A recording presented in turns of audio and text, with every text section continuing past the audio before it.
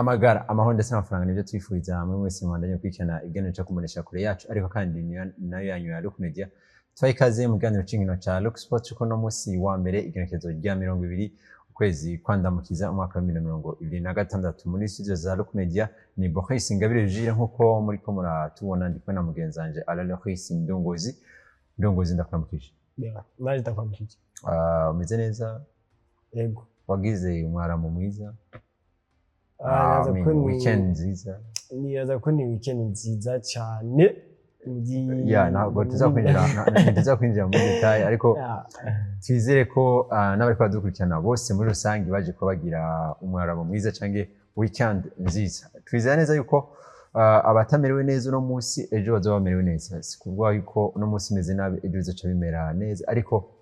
twizera neza yuko abo bitemeze neza twifurize kumererwa neza mu babo ndetse no mu byabo nuko turaza kuba turabira hamwe rero amakuru karavugwa no mu gice cy'u Burundi na cyane tuza kuba duca muri ABL canke Amstel Basketball League turabe uko ibintu byifashe bikora kina muri no weekend ya 9 ndetse na 10 ariko kandi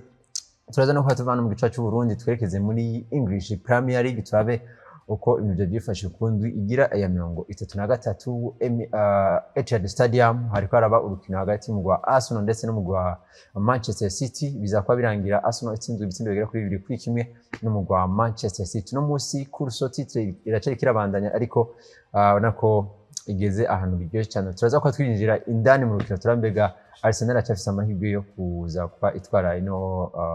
Premier League nuko ndetse nandi makuru agiye atandukanye mbere ko dutangura n'amakuru yacu no munsi reka tumira amateke tuza nido y'amakuru yacu. Nk'umunywanyi w'ibanki BCAB wowe ufise ubwoba ko udashobora gusuma ata amafaranga wagendanye ibanki BCAB yamana bishasha twabazana ubuhinga bushasha bwo kuriha amafagitire no kubikora amafaranga mbega ubwo buhinga nubuhe hoho bukora gute nakamashini ko kuriha fagitire canke kubikora amafaranga ukoresheje ikarata nikeli ati none mbega ivyo bigiye kutwungukira iki ubuzima bugiye koroha mu kutagendana umukagato w'amafaranga ku mufuko wavura n'abagizi ba nabi bakayakwiba ikindi cangeye ko kuri ico nuko ushobora kubikora amafaranga yawe kwishami rya ryo ryose rikwegereye rya BCAB utirura ruhishwa no gutonda umurongo ngo havushikirwa warushe ibanki BCAB kumwe namwe aho muri hose shika mu iterambere na BCAB.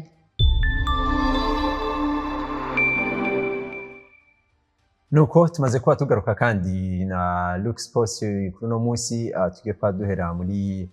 AB cyangwa Amstel Basketball League ariko iraba muri no weekend kundi ya 9 ndetse na 10 ubona ko dusigaje journée imwe nyene ngo tuze kwa dukurotira phase ale indwi ya 9 na 10 wajye kuyibona gute imbere ko tunjira muri rukino rumwe bose. Niraza ko ni higanwa ndavuga ngo riko riregereza ku musozo muri phase ale ni phase ale kuregereza ku musozo CAB iri kuregereza ku musozo ahubwo niraza ko uno munsi tugeze aho nyine basketball itangiye kuba basketball hani bimwe itangiye kuyitora aho abakinyi bamwe batangiye kuyitora nyaza ko imigwi imwe yize ibi na biriya mu nkino zigera kuri 10 bamaze gukina babona ibyo bazokosora mu nkino 11 canke 11 za phase retour ndetse dufate n'urukino rwa nyuma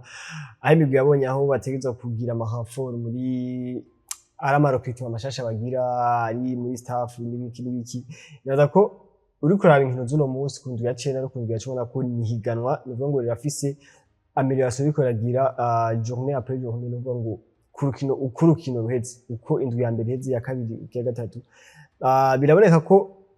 imigwi ikomeye hariho inguvu bafise batari bafise muri match za mbere hari indi migwi nako ifise inguvu nkeya paraporo inguvu twari twiteze ko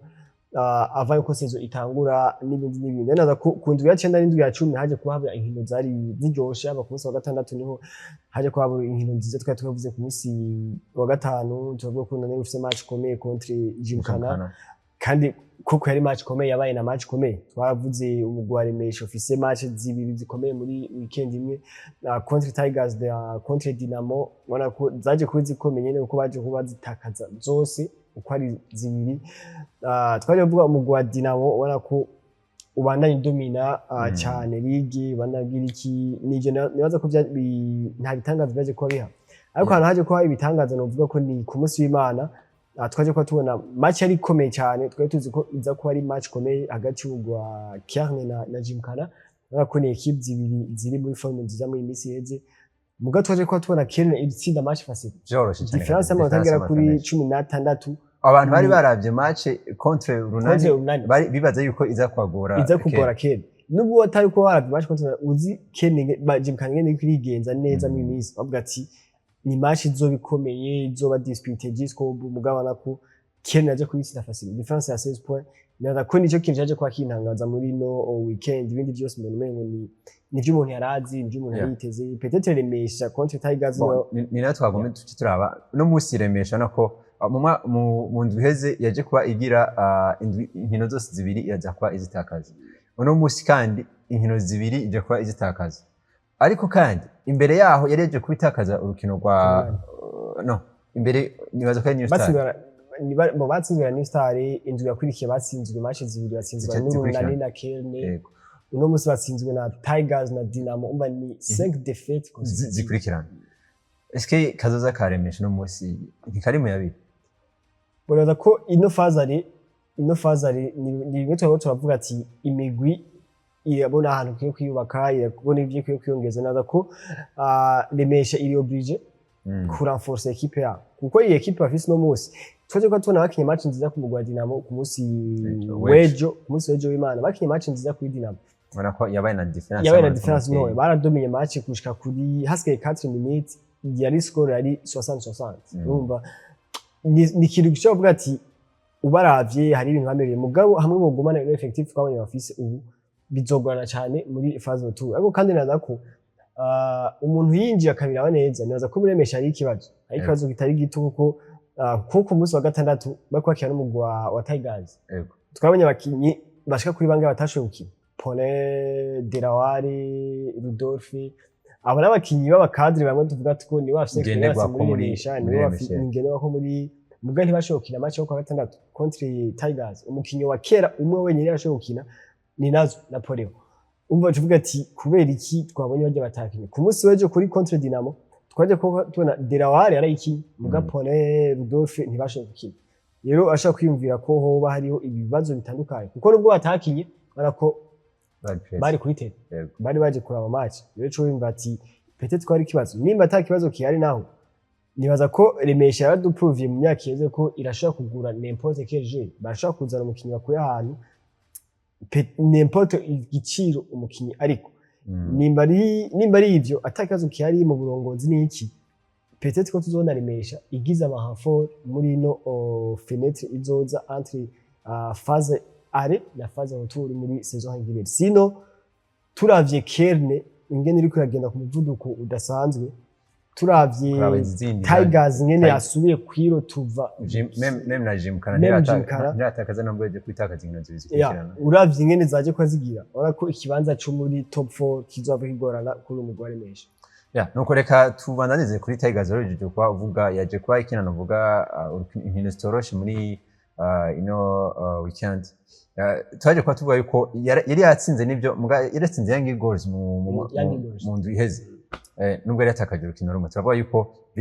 birashobora kwadugiriza morale no musi koko urana ko Tigers irashobora gusubiga tora inzira ko twabonye umenga yagize intango ziri compliqué bo Tigers yara ahantu hatombore ni Tigers yashanye match zikomeye izashira muri interval ine kuko yashanye match ya Dynamo yashira match y'urunani yashira match ya Kera uno musi kwereza kuri match zoroshe turetse samedi baje kuba bakina n'umugwa remesha ubona ko baje gukina Young Goals samedi bakina remesha dimanche bakina Aigle samedi prochain match ya nyuma phase ari bafise umugwa wa Ryan Team ubona ko izi match none bari ko barazihereza muri ntuze ico ni kintu kiza kubuza ikindi naco nibaza ko Tigers ikibazo ca mbere yanifise kuva kuri match ya mbere ni ikibazo cyo kujera abatranje basa abatranje benshi batemererwa gukina muri ntuze muga muri phase retour bazoduza bagira abatranje batatu aha wenda tuzoshobora kubona kuri Fedo match hashobora kuja ko Irenge akajana ko na David Ororo akajana ko na Jonathan Mons aha onye bizokoro nubwo uvuga ati mu kibuga harura babiri mugabo kuri Fedo match ariko batatu ntaco mugabo bariko batatu barafise n'uwundi agira kane sinzi ko azoba kiri eligible gukina Tigers witwa Jean Paul mugabo uno musi baheruka kuzana umenyereza mushasha antuka sinibaza ko ngaha mu Burundi kuri basket ngaha mu Burundi hari umuntu numwe yoshaka kuduta ku makarite ya Dom nk'umumenyereza naza ko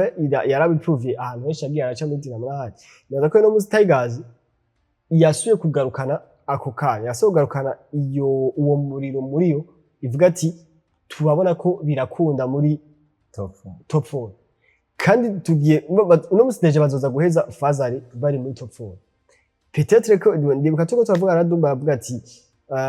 muri interview ko turesha mu higaniro giheze avuga ati narabonye ndabona ko tutegeza kugira amarafo harakina amarafo ibyo machaye ati niyo baza kugira nizo rafo tugasanga ni rafo nziza Tigers ashaka kwashira muri phase retour kabona amahirwe naza ko ni menshi ni turavye classement bafise uno munsi ningene bazoheza muri phase ari turashaka kuya amahirwe agera kuri 70 yo kuja muri top 4 yo guhereza muri top 4 muri saison hagiriye nuko kera nabona ko ngo tumaze kwibaho kenshi uno munsi nako iri kirerekana ibitangaza kabisa kera natuvuye ko ikibanza ca gatatu yo bikibona nta maduta arimo boya sinovuga ko abatamaduta abaduta tegeza kuba ategeza kuba kwera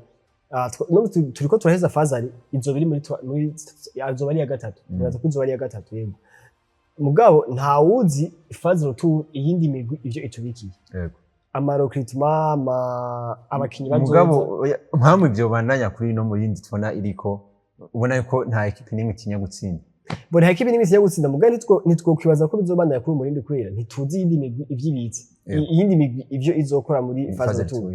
ariko kandi nubwo tuvuga uko kuko na kenda ziko ndisire ko itegeza kugira kuranforce equipe yabo kuko ubonye haravugwa bon sindisire ntibiri confirm ariko harabamirimi avuga ko ashaka kuba baramaze kuzana witwa ataraza mugabo azokina saison phase retour muri kera witwa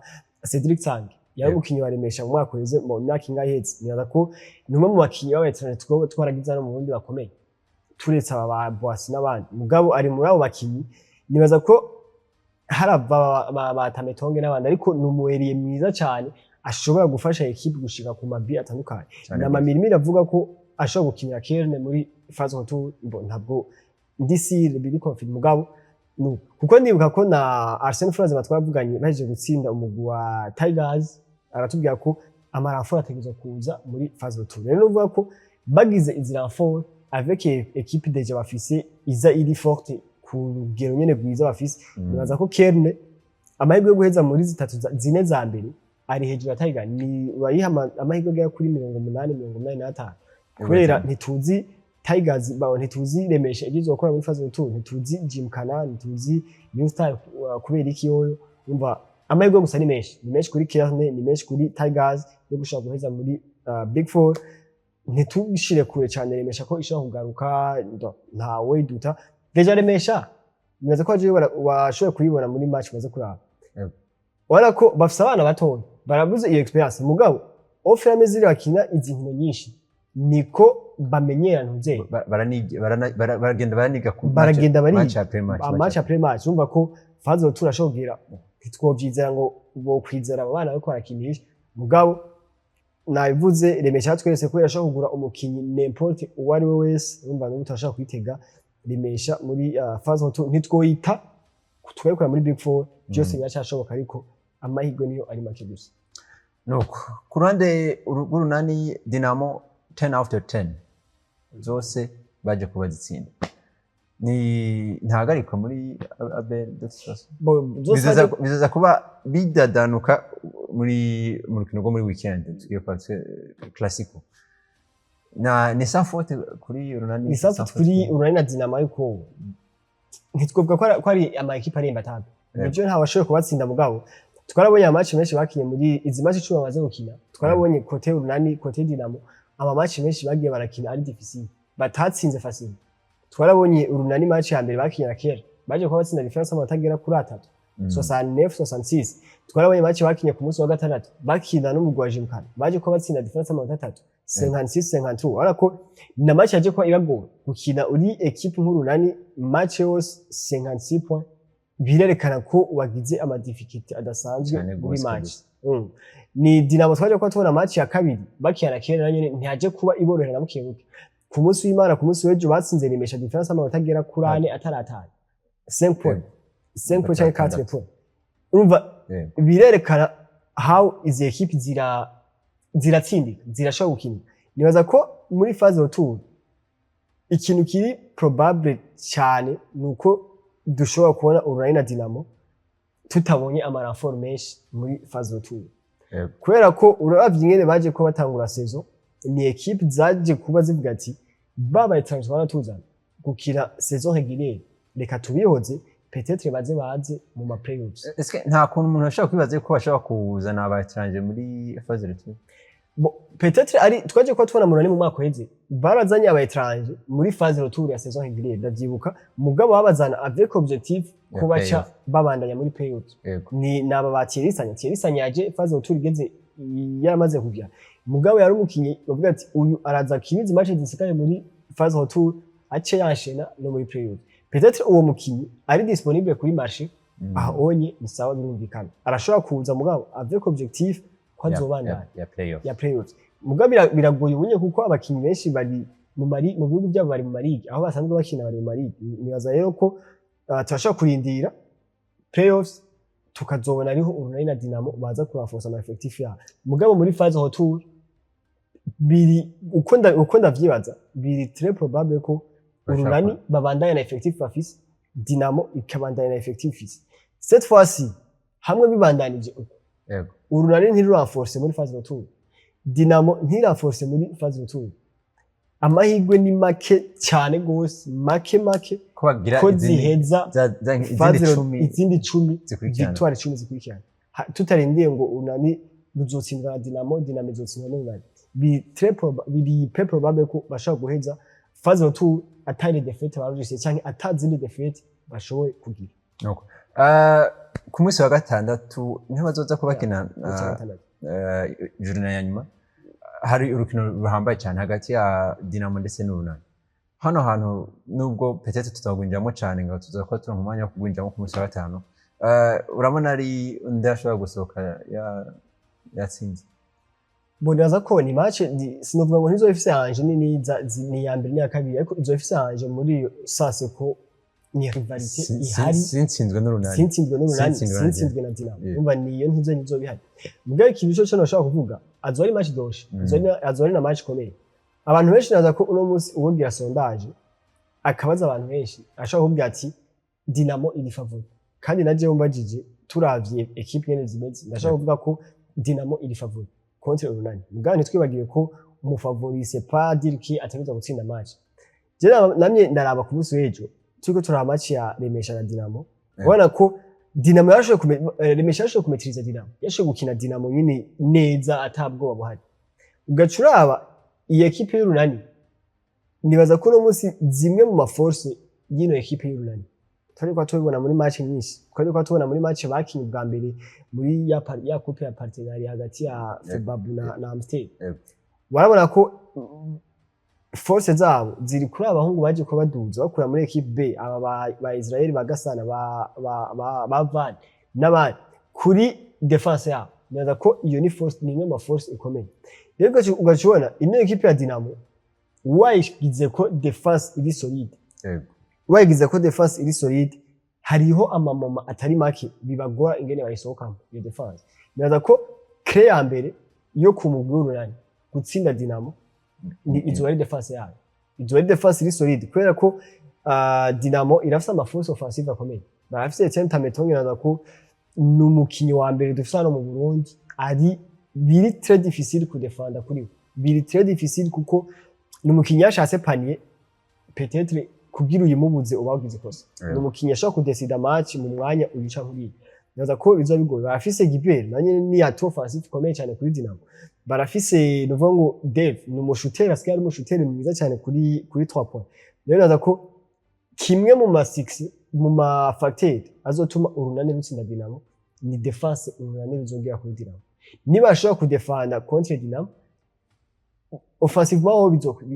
biriza barafise ama force offensive mu Urunani no munsi barafise naza ko ni mu equipe ashuta ikindi kintu cyo kwambona nuko Urunani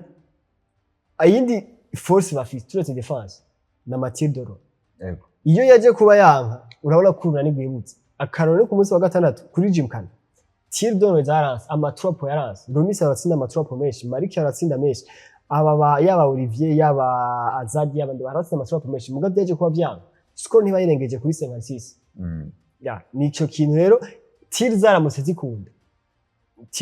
zikunda ubona ko umu adversaire bagize ikibazo kuko bafite abashuteri benshi bafite abashuteri batsinda bagirani yaza ko match ya Dynamo none arizo irimo amanje menshi ariko kote runani defense solide izoba ari facteur ya mbere ishobora kubatuma turetse ibintu offensive n'ibiki muga defense yabo nishobora kudesida ko baratsinda Dynamo cyane baratsindwa na Dynamo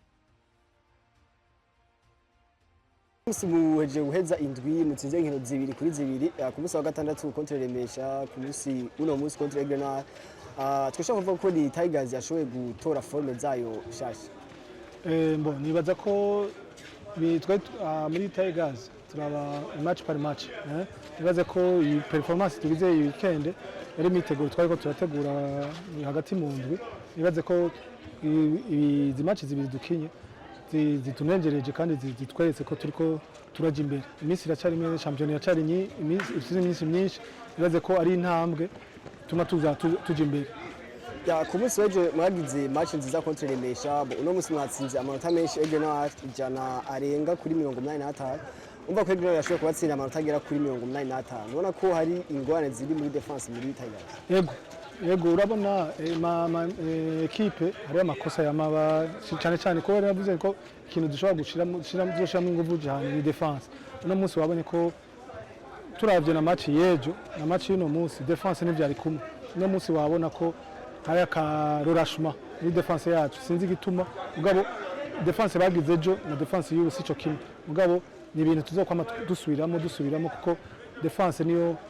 ntuze ya basket niyo ituma equipe itera imbere itsinda ibitsinda mugabo babone n'amakarita byagiye hari amakarita naho nyene byahindutse baragira defense urabona ko twara n'imipira ibaze ko amakarita ya mbere na kabiri niho batanguye bakina nayo defense mugabo amakarita babone ko bagumye bagira defense ikomeye turatwara n'imipira inyuma yo kwanshena defete zine zikurikirana uno munsi mwashenye victoire zitatu zikurikirana tuvuga ko iyi confiance yaragarutse indani muri Tigers nibaza ko abakinyi urabona ko bumvikana hari amashimirimwo muri bo n'abakinyi bake bavuye muri B urabona ko nabo batanguye kumenyera nibaze ko imisiza ko mu match agenda niko nabo nyene bazo kwiyamerera na je collectif yacu ikaja hamwe na coordination muri defense cyane tukamenya aho umuntu ategeza guhagarara nivyo tuguma tugira muri entraînement hama rero na confiance kabajamwo uko ni championnat ni ndende umva tugira dusigaje match imwe muri phase phase retour igirize navyo nyene tuzogerageza dushemo ingufu kuri iyo defense hama na cohesion muri groupe igaruke nuko niko byifashe novuga muri ABL cyangwa Amstel Basketball League nibaza ko isango ikomeye cyane ku munsi wa gatandatu tuze kwa turaba match za nyuma novuga zo muri phase ariko kandi na match ikomeye cyane hagati y'umuguru na ndetse n'umugwa Dynamo iyo migi yose imaze gukina inkino 10 imaze gutsinda novuga inkino zigera kuri 10 nyene ku munsi wa gatandatu rero niwo munsi tuza kwa tona Mbega ndoza kwa abandanya agire inkino 11 kuri 11 nuko nazo tuwomera amateka to yihamace tuza turabana ikarabugwa ahanze igihugu nuko tumaze kuba tugaruka tugiye neza muri English Premier League hari urukino ruhambaye cyane ngirango mwakomana nakurikirana kuri Look Media Etihad Stadium hari urukino rwariko ruhuza Arsenal ndetse n'umugwa Manchester City biza kwa birangira Arsenal hatsindiwe ibitsindo bigera kuri 2 kuri kimaze yuko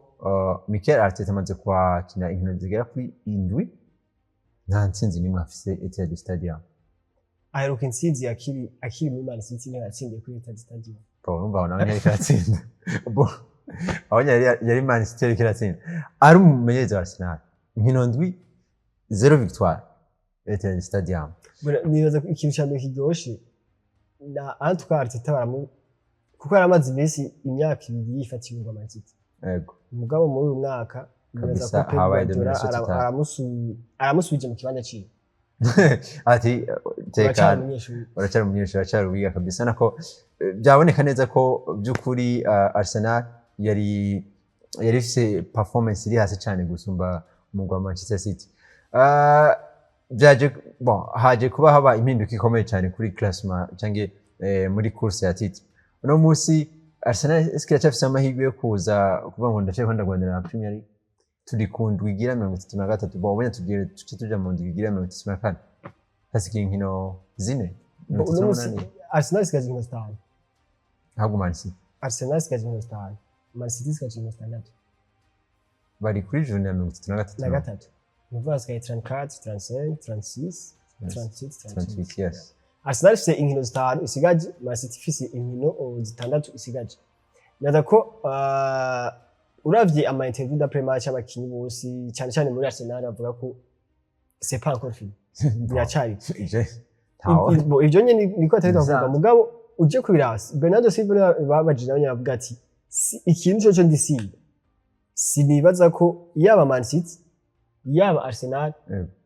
twese tuzotsinda match dusigaje City nibaza ko iri capable biragoye ubu nyine turi muri ya myaka iheze ingahe mugabo ni ibintu bishoboka no muso bavuga ko amahirwe menshi yo gutwara igikombe ari kuri kote ya Pep Guardiola par rapport yuko ari kuri kote ya Mikel Arteta niyo bayibeshe no muso hariho difference y'igitsindo kimwe kandi nuvuga ngo bahejeje banganya amanota hazobaho difference dobi niyo ntuze nyambere kandi difference dobi iroroshe gukuraho même na match iroroshe gukuraho nuvuga ngo Man City match ifise izokina ku munsi wa gatatu bazoba batembereye Burnley bazoba batembereye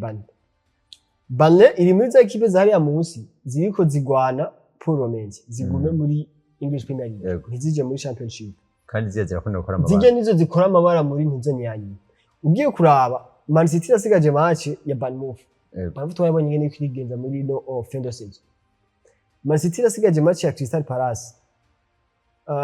Arsenal nayo nuvuga ngo match isigaje ikomeye ni match kurikira nta ningi dakomeye kuri Arsenal muri weekend bafite match ikomeye bafite match bazokina mu Rwanda kwa United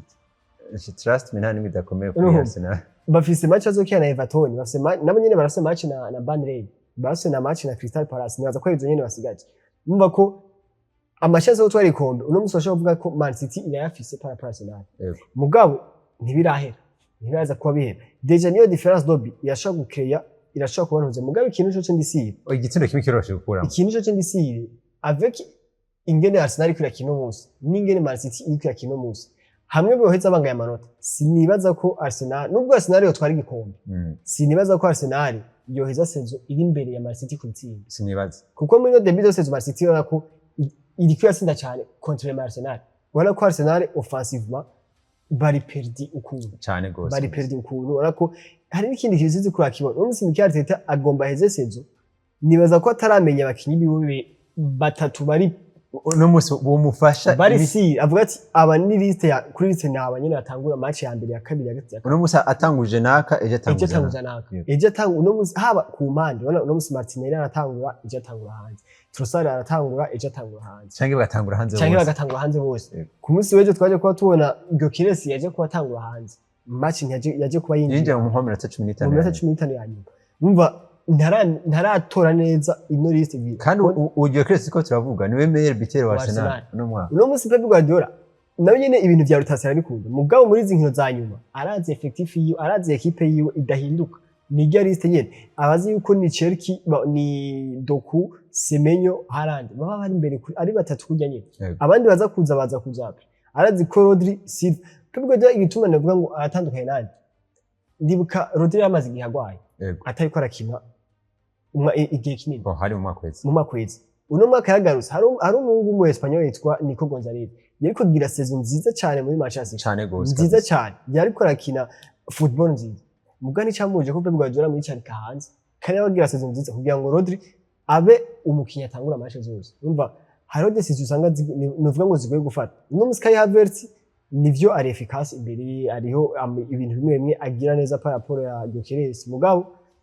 Gyökeres na nyine biragoye ngo mutanguze hanze biragoye ko deja wamuzenye uzi ko naje kugufasha kurondera bino bitsinda kurondera gutsinda bino bitsinda mugabo biragoye uno musi Saka bo nivyo match yaje yaragwaye mugari gihe nawe nyine aho aratangura hanze uno musi shakura Mbega uwo Saka cyo tavuga ameze gute nibaza ko mino season ntari efficace uraba aba top scorers gushika kuri 10 muri Arsenal oya muri Premier League ntuza gusanga mu mukino wa Arsenal nta mukino wa Arsenal nta urimo nibaza ko ni offensivement Arsenal yarabaye perdi gatoya nico gituma yaza ko difference dobi nta muntu yogira amadute ko Arsenal ishobora guheza saison iri imbere ya Man City kuri difference d'ob. Peut-être amanota ni sa mugabo difference d'ob uno musi asigaye igisindo kimwe. Je ndibuka ko hageze igihe Arsenal yari imbere ya Man City ibisindo birenga 10. Yego. Birenga 10. Rega harigeze igihe Arsenal yatsinda ibitsindo bigera kuri 3. Yatsinda 3 4 bingahe. Yes. Ico gihe Man City nicyaga usanga match bariko baranganya mama baratsinze 2 kuri kimwe baratsinze 3 kuri 2 hari match menshi batsinda 3 kuri 2 nico gihe nyene Arsenal tashoboye kugira uno musi kandi Arsenal si ya equipe nubwo yogenda gutsinda naka ishobora kwespera ko iragira clean sheet Biragoye cyane cyane. nimba gutsinze 3 uraza Uratsinda gukuramo kimwe. kimwe Yego. umva ngaho wonye ni ibitsindo 2 uba wiyongera uraza ku kintu c'ibitsindo cojo Man City ndisire ko nta Arsenal yashobora guheza saison iri imbere ya Man City kuri tsinda Mu ijambo rimwe tuvuge yuko ibice 60 kwijana tubihe Man City uno musi ndaza ko ibice 65 kwijana Man City Man City 35 Arsenal uno musi bakaza gutsinda ino match anota ino match ya Burnley bazobanganije amanota Burnley ni bashobora kuyitsinda sinibaza ko ni Burnley bose ndigisindo kimwe kubusa bashoboye kuyitsinda ni 2 kubusa basi barashobora gutsinda 2 bazoca barara mu kibanza ca mbere Man City zo bireba mu kibanza ca mbere nibaza ko ivyo bintu bidashobora gutraverse Arsenal mu twese no musi twaramaze amezi n'amezi ku kibanza ca mbere tuje kukivamo no musi hasigaye ukwezi kumwe gutanashika ni iki kintu ubaza ko kibura muri Arsenal ngo bino bintu byame bishika buri sezo nibaza ko ikintu ca mbere kibura muri Arsenal ni uno musi bakoragira abakinyi afite experience mugabo si babakinyi bahamara igihe kinini uno musi bakadira Arsenal ifise na dufate kuri bano ba defenseur bahagati ni Magaraye Saliba nivyo bakoragira experience mugabo nabo nyene ni experience imaze imyaka mike ntibarashobora ku experimenta gutwara titre gutwara igikombe muri zigeremeze uno musi ugiye kuraba abakinyi bakina hagati ni Declan Rice aramenyeye Premier League mugabo yimenye yari hehe muri West Ham United Arsenal ni nta experience nini yashobora kuapporta muri Arsenal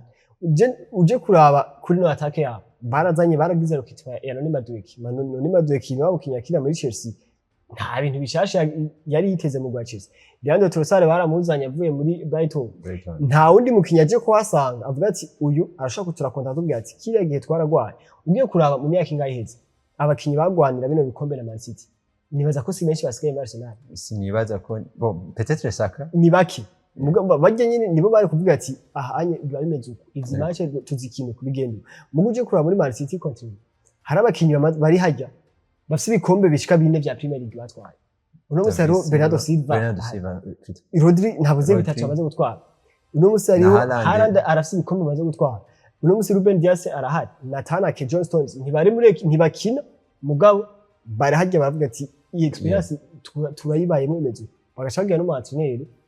abibayemo ivyo byose banibaza ko iyo niyo force ya mbere kuri Man City nico kintu kibuze ko Arsenal experience yo gutwara ibikombe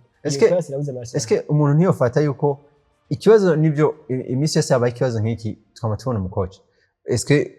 tubishize kuri coach twaba dukoze amakosa ayo makosa yose turabona tuyashize kuri coach kuri Mikel Arteta ibyo bari konse just ndabishira kuri Mikel Arteta ndabishira kuri staff niwe nyene abantu recruitment muri Arsenal kuko nibaza ko uburongozi bwa Arsenal no musi kare twabona yuko bagize nibuka baguze Nicolas Pepe bamugura miliyoni 80 aya 80 niwe yaraje gukuraho rekord yari ifiswe na Aubameyang yari afite 31 mugo no musi baragura Declan Rice miliyoni 100 na zinga nibaza ko uburongozi bwa Arsenal abantu ibintu bijyana no kritima nibaza ko Edu bitse yarajejwe n'ivyo Edu niwe yarahari mugarava yaja muri Nottingham Forest nibaza ko ikintu bijyana no kritima barokwita abakinyi beza ni nk'ubu Man City yarokrise irarokwita Gehi irarokwita na Semenyo n'abakinyi bavuye mu equipe match ya Premier League si babakinyi ushobora kuvuga ati abari baje gutanga iki mugabo baza kuhasanga abandi bafise ngo ni gukwegerako ni kuzanira ko ngira mugabo ntitubeshanye Mark Gueye canke Antoine Semenyo bari basanzwe bari performance mugabo mu equipe yabo hari umukinyi ushobora gukura muri Crystal Palace ari performance ukamushikana muri equipe yawe kanga ntaco sico kimwe no kuzana Noni Madueke buriya yavuye muri Chelsea nta bundi buntu girafise aramuze muri Arsenal eske ni barimo nuko kuntu bararaba mbega recruitment tugiye gukora izotuzanira iki Kai Havertz twa turavuga uno musa yaraye bon yari karafasha Arsenal yavuye muri iyo Chelsea nyene ibintu bisa no kumenga ntibyifashe neza muri Chelsea urumva yuko ese nibazana abo bantu sinzi bo hari abakinyi ushobora kugura umukuye ahantu nivyo Arsenal yaguze abakinyi imbere Chelsea ariko arakina neza muri cyane gose kandi muri Arsenal arakina neza mugabo nta experience nini yafise ku bintu bijanye no kurwanira ibikombe je namwumviriza ama conference de presse ya Pep Guardiola avuga ati dusaba abakinyi bashasha benshi Semenyo ariko yatanga liste y'abakinyi bataragira experience yo gutwara igikombe muri carrière yabo umva guca wiyo turuva muri iyi periode uri kurwanira igikombe kuri umuvuduko wari uno munsi isi yose iri kwiraba kurse muri Premier League amajoro yose yandika umukinyi akinye neza umukinyi akinye nabi byose biriga ibyo bintu byose ucu vyikorera ni point nini rero udafise abandi bakinyi bagushaka gukora konda bavuga ati bimeze ukuntu bisanzwe uvuye muri Crystal Palace wowe ihangiro ry'iwawe ryari ryo ko mutaja muri championship mwakinye neza uwo mwaka uvuga ati reka turondere Conference League umva imatanteri zibari zimwe mugabo hasanze abandi muri miliye imenyeye ivyo bintu ibaye muri ivyo bintu biraza ko bigufasha nk'ubu unye boce baza bagatwara igikombe cya Premier League ucu usanga mu mwaka uza baba baramaze kumenya ati Premier League twagukubiriza uko bigize umva nico gituma hajya birakenera umuntu afise no vuga ngo mu mutwe agize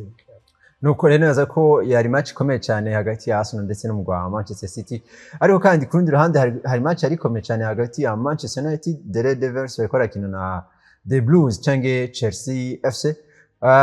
Chelsea yaje kwitsindwa no munsi neza ko ikira kreza ekare hagati ya Man U ndetse na neza ko amanota agira hafi muri 10 canke 9 Chelsea yo yarahinduye umucoach ariko unako menga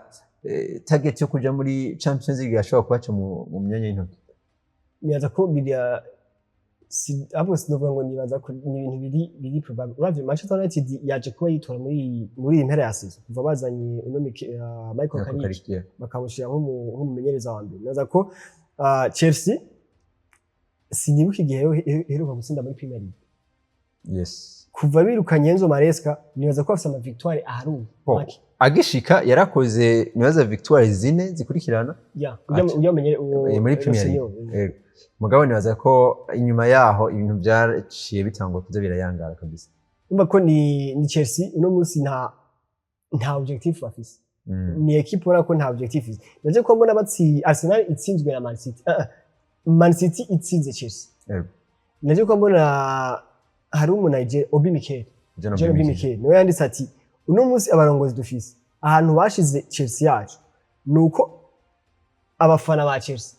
ntibakicishimira intsinzi ya Chelsea bishimira intsinzi ya Man City kugira ngo kubera itumye Arsenal ishobora kudatwara Premier League ariko yarogeta ati urabona ahantu badushiriye umugwaje uvuga ngo abantu benshi ba blaminga bano ba ino organisation ya Chelsea kuko niraza ko kuva Roman Abramovich agiye ubona ko hari abayimpinduka muri Chelsea yahatswe kuba Manchester United birukana umenyereza kuhisazo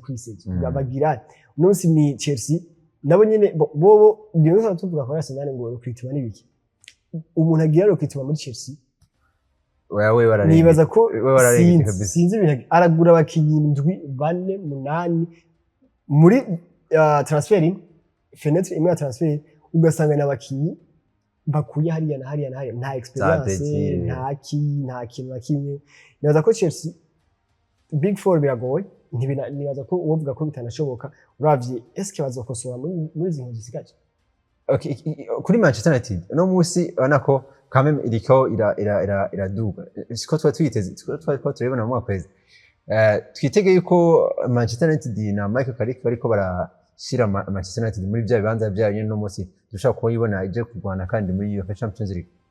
bona oya nitwokwizera ko ni ya Manchester United ya kera ije igaruka no musi sinyo navuga ya Manchester United yo kuri Alex Ferguson tureke kuvuga iri ya Manchester United za basi yo kuri Mourinho basi peut-être kuko no musi Mourinho baratwaye Europa League menga batwaye Europa League no musi ntiyashobora kuba qualifier muri Champions League izo ari ikintu gikomeye cyane kuri Manchester United kubera si ibintu biba kenshi muri Manchester United no musi deja ntawuzi ko bazomukonfirma nk'umu entraîneur principal wa Manchester United no musi hamwe boza ko bamukonfirma turavye iyi performance agize akabandanya kuri umuvuduko nubwo tutabizi neza kuko Manchester United ntimenyeye kwanza ubwa mbere na mbere babanza batume uwitwa The United babanza batume kwanza yimosha no musi nico kintu cyambere tumbiri baze kwanshira matches 5 badatsinzwe na rimwe nabiheruka kera cyane iminsi tari miki bene naza ko nivyo bariko bagira fin de saison nziza kandi baje kuyigira mu gihe ciza kuko niho hari hakenewe bari muri course yo kuba baja muri Champions League no musi bashazana ndidago ahantu mbona ikintu ciza ni witwa Bruno Fernandes no musi ariko gira assist zigera kuri 18 agize saison nziza cyane afite assist zigera kuri 18 uzi ko ashobora gufuta record ihari muri Premier League hari saison record ya mbere y'ama assist menshi ni 20 ya Kevin De Bruyne na Thierry Henry 20 umva no musasika inkino zitanu assist zibirumva ko yashoboka cyane kuri Bruno Fernandes nuko rero nibaza ko amakuru twe tubateguriye yari ayo muri Premier League nibaza ko twashitangiriza n'iganiro cyacu hano Bakisi ndagushimiye naje ndagushimiye reka nshimire mwese mwakomera dukurikirana tuze neza ko twaje kwa tugirana ibihe byiza twifurize kumererwa neza mu banyu ndetse no mu byanyu amagara amahoro ndetse n'amafaranga nibyo twifuriza nawe utamurakoze